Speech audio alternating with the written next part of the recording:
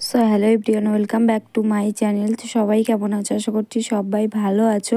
আর আমি না একটুও ভালো নেই, কারণ দেখতেই পাচ্ছ আমার বাবুর কতটা শরীর খারাপ। তো ওর মাথায় জলপট্টি দেওয়া রয়েছে। তো হঠাৎ করে ভীষণ জ্বর এসছে, জ্বরটা কিছুতেই নামছে না, জানো তো। এত ওষুধ খাওয়াচ্ছি তারপরেও নামছে না। যখন একটু করে ওষুধ খাওয়াই তখনই জ্বরটা চলে যায়, আবার জ্বরটা চলে আসে, এরকমটাই হচ্ছে। আর তার আগে তো কিছুদিন আগে তোমাদের সঙ্গে শেয়ার করা হয়নি, কারণ আমি ভিডিওস দিতেই পাচ্ছি না, কারণ আমার বাবুর ভীষণ শরীর খারাপ। তারপরেও আমারও খুব শরীর খারাপ, জানো তো। তো যাই হোক, এটা সকালবেলার ভিডিও। তো মন মেজাজ একটুও ভালো নেই, কারণ আমার পিকুর কিছু হলে আমার একটুও ভালো লাগে না। তো যাই হোক, একটু বাতাসার জল করেছিলাম, তো সোনাকে একটু খাইয়েছি, আর আমিও একটু নিজে খেয়ে নিচ্ছি, আর মাকেও একটু দিয়েছি।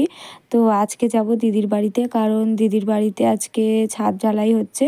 তো এই কারণে আমাদেরকে বলেছে, তো যাব না, কিন্তু দিদি খুব জোর করেছিল, তো এই কারণে গিয়েছিলাম। আর এদিকে মা সকালের কাজ সারছে, কারণ আমি অনেকটা বেলা করে উঠেছি, কারণ আমার বাবু তো সারা রাত ঘুমাতে দেয়নি, এত পরিমাণে শরীর খারাপ। তো যাই হোক, এদিকে দেখো সোনাকে ওষুধ খাওয়াতে হবে, তার জন্য ভাবলাম যে একটু ম্যাগি খাইয়ে নিই।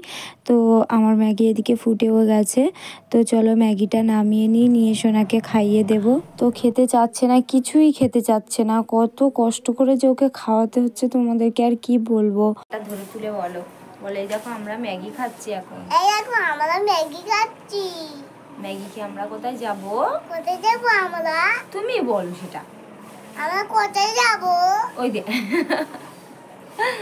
বলো, ম্যাগি খেয়ে আমরা বড় মিমির বাড়ি যাব। ম্যাগি খেয়ে আমরা বড় মিমির বাড়ি যাব। বলো ওখানে আজকে বলো আমাদের নিমন্ত্রণ। তুমি দাদার সাথে দেখা করবে তো?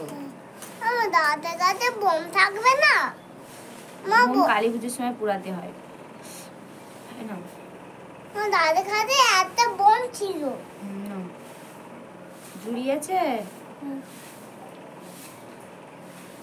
কেমন লেগেছে একটু বলো ফোনের সামনে। ভালো। ফোনে দেখা যাচ্ছে না। এরকম করো। ইয়ে আমি আগে আগে সোনাটা দাও। তো যাই হোক, এদিকে দেখো আমি রেডি হয়ে গেছি। আর আজকের এত পরিমাণে গরম পড়েছে, তোমাদেরকে আর কি বলবো, তোমরা তো সবাই বুঝতেই পারছো যে কতটা পরিমাণে গরম পড়েছে। ঘেমে নিয়ে একেবারে স্নান হয়ে গেলাম, বাট যেতে হবে, কিছু করার নেই। দিদি খুব করে জোর করে বলেছে, কারণ আমার বাবুর শরীর খারাপ না, একদম ইচ্ছে ছিল না। কিন্তু আমার সোনা কি বলে জানো, ও যদি দাদার বাড়ি একবার যাওয়ার কথা নাম শুনেছে, তাহলে ও যতই শরীর খারাপ হোক আর যাই হোক না কেন, ও ঠিক দাদার বাড়ি যাবেই। তো এরকম একটা বিষয়। তো যাই হোক, আমি ফাইনালি তো চলেই এসেছি দিদির বাড়িতে। আর এত পরিমাণে গরম রাস্তায় পড়েছিল, রোদ্দুর, কি বলবো তোমাদেরকে। আর তো এসেই একটু ফ্রেশ হয়ে নিয়েছি, নেওয়ার পরে এদিকে দেখো আমি একটু শুয়ে বিশ্রাম নিচ্ছিলাম। তারপরে দিদি একটু বললো যে আমাকে একটু কাজ করে দে। তো তার জন্য করে দেখো আদা রসুন সব কিছু নিয়ে বসে পড়েছি। আর ওটা একটা দাদা। তো যাই হোক, আর হ্যাঁ, আজকে দিদির বাড়িতে রান্না হয়েছিল না, চিকেন হয়েছিল, মাছের ঝাল হয়েছিল, আর চিংড়ির মালাইকারি হয়েছিল, ডাল হয়েছিল, আলু ভাজা হয়েছিল, এই ছিল মেনু। তো যাই হোক, এদিকে তো আমাদের আদা রসুন পেস্ট করা হয়ে গেছে। তো এদিকে আমি মাংসটা একটু ম্যারিনেট করে নেব।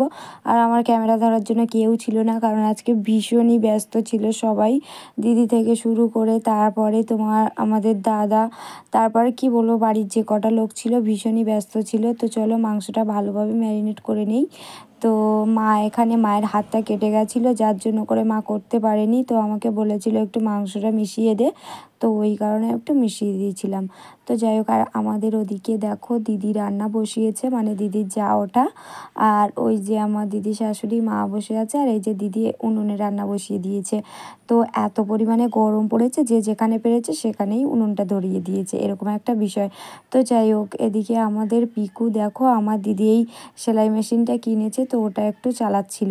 আর এদিকে দেখো আমার দিদিদের এই যে ছাদটা, তোমাদের সঙ্গে একটু শেয়ার করি।